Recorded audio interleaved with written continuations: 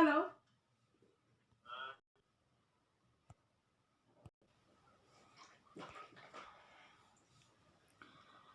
Now let us discuss more about kingdom Plantae. So here when we discuss kingdom Plantae, here all the cells are eukaryotic containing chlorophyll, क्योंकि सारे ही plant kingdom के organisms autotrophic है. So here they contain chlorophyll and all are autotrophic and all are multicellular. Eukaryotic means having well developed cells. Partially few members, it's very important to know that few organism in kingdom Plantae are also heterotrophic, but they are insectivorous plants or parasites. Example, bladderwort and Venus flytrap are insectivorous plant. अब ये क्यों insectivorous plant heterotrophic है, very important point to know about it कि यहाँ पर जो Venus flytrap और bladder what plants हैं ये इंसेक्टिवोरस है, हेट्रोट्रॉफिक है, लेकिन ये ऑटोट्रॉफिक इन नेचर भी हैं. हेट्रोट्रॉफिक सिर्फ इसलिए हैं because they have to fulfil their nitrogen content. Now cuscuta plant is parasitic, the same reason it needs to fulfil its nitrogen content. Otherwise all the plants are autotrophic in nature and they have well developed eukaryotic structure with prominent chloroplast and cell wall mainly made up of cellulose. So here all this you can say they are made up of cellulose, and in detail we'll study about it in chapter 8, in which we have to study algae, bryophyte, teratophyta, gymnosperm and angiosperm. Now coming to the life cycle of plants, they consist of diploid sporophytic plant यानी कि plant life and haploid gametophytic phase जिसमें gamete formation होगा. तो यहाँ पर alternate with each other यानी कि alteration of generation present है कि डिप्लॉयड पूरी लाइफ साइकिल प्लांट की जो मेन प्लांट बॉडी है स्पोरोफाइट जिसे कहते हैं, जिस पर सारे गेमीट्स या सेक्स ऑर्गन डेवलप होंगे वो डिप्लॉयड है, और जो गेमेटोफाइट फेज है जिसमें सारे गेमीट्स डेवलप होंगे वो हैप्लॉयड है. और length of diploid and haploid phases will differ on different plants. Whether these plants are free living or dependent, that is different, लेकिन अल्ट्रेशन ऑफ जनरेशन सभी प्लांट्स में है, जो हम प्लांट किंगडम चैप्टर 3 में इन डिटेल डिस्कस करेंगे. Now let us move ahead with the kingdom Animalia. Kingdom Animalia, the main features is multicellular heterotrophic eukaryotic, यानी कि मल्टीसेलुलर है सारे, हेट्रोट्रॉफिक सारे के सारे हेट्रोट्रॉफिक और वेल डेवलप्ड सेल ऑर्गेनल्स इनमें होंगे and they lack cell wall. This is the main feature of kingdom Animalia. और वो अपना खाना खुद नहीं बना सकते, वो डायरेक्टली एंड इनडायरेक्टली प्लांट्स पर अपने खाने के लिए डिपेंडेंट है.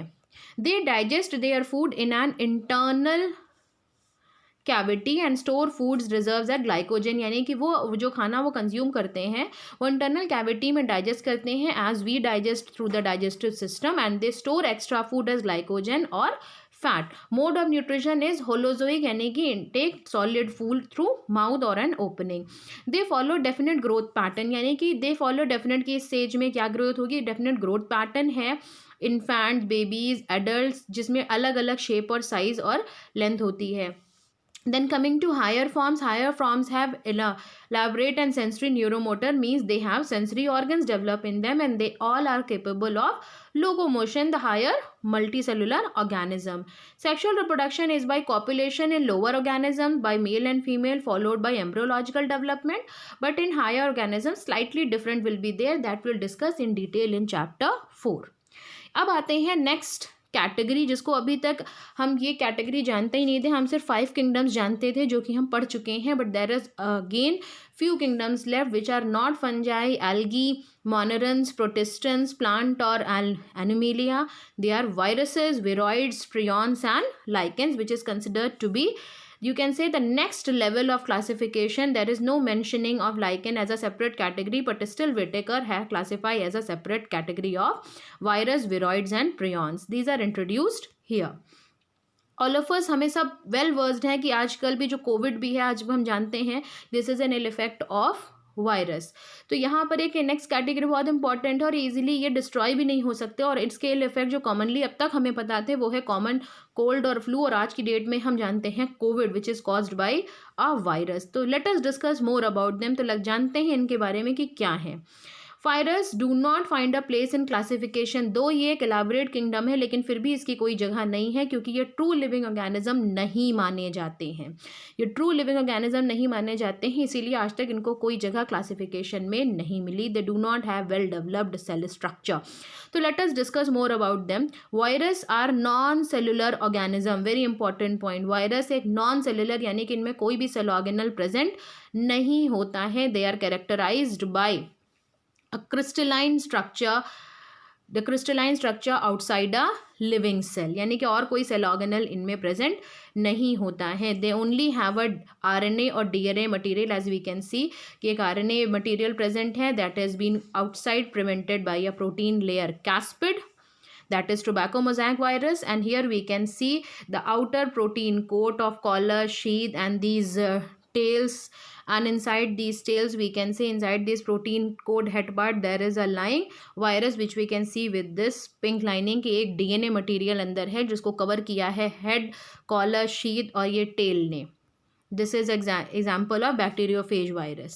So they only infect the cell, they take over machinery, यानी कि सिर्फ उनमें DNA और RNA मटीरियल होता है जो किसी होस्ट सेल में जाकर अपने आप को फिक्स करते हैं और उस होस्ट सेल को किल करके उसी होस्ट सेल के साथ फिर मल्टीप्लाई करते हैं।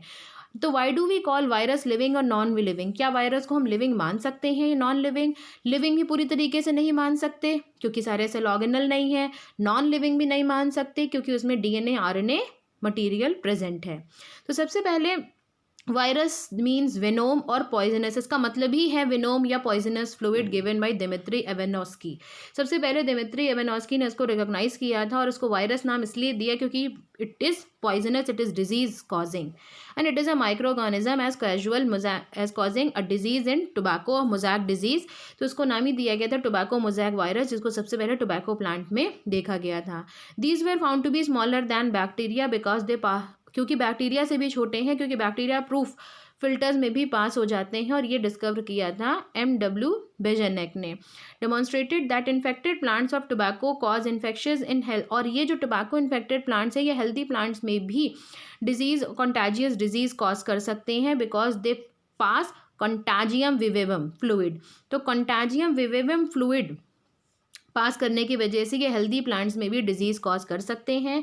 स्टैनले ने बताया कि they can be crystallise and crystals of consisting of large, यानी कि अगर इनको क्रिस्टलाइज करें तो इनकी पूरी प्रोटीन शीट क्रिस्टल आउट की जा सकती है। दे आर इनर्ट इनसाइड, यानी कि बाहर की जो प्रोटीन कोट है दैट इज डेड और उसके अंदर DNA मटीरियल या RNA मटीरियल प्रेजेंट है। They are obligate parasites. Obligate parasites क्या होते हैं? जो लिविंग ऑर्गेनिज्म पर डिपेंड होते हैं लेकिन actual they do not multiply by themselves, they have only DNA और RNA मटीरियल। तो प्रोटीन कोड के अलावा वायरस में कुछ और नहीं होता है सिवाय जेनेटिक मटीरियल के। नो वायरस कंटेन्स, कोई भी ऐसा वायरस नहीं होता जिसमें दोनों हो, या तो RNA होगा या DNA होगा और एक न्यूक्लियो प्रोटीन होगा जो उस DNA मटीरियल को प्रोटेक्ट करेगा। जेनेटिक मटीरियल जो इसके अंदर प्रेजेंट है, चाहे वो DNA हो या RNA हो, that is infectious. Viruses that infect plant have single stranded RNA। Virus that infect animals they have single और डबल स्टैंडर्ड RNA, यानी कि जो प्लांट्स को इन्फेक्ट करते हैं उसमें सिंगल स्टैंडर्ड RNA है, जो एनिमल्स को इन्फेक्ट करते हैं उनमें सिंगल और डबल स्टैंडर्ड RNA दोनों हो सकता है, या double standard DNA। Bacterial viruses या बैक्टीरियोफेज वायरस वो वायरस हैं जो पहले बैक्टीरिया को इन्फेक्ट करते हैं और वो बैक्टीरिया फिर रिस्पेक्टिव ऑर्गेनिज्म को इन्फेक्ट करता है with the DNA of virus.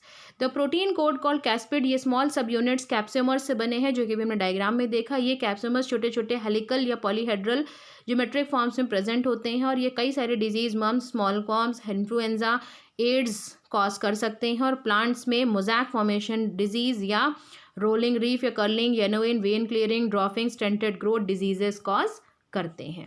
Now the next category of virus is viroids and prions that will discuss in our another class.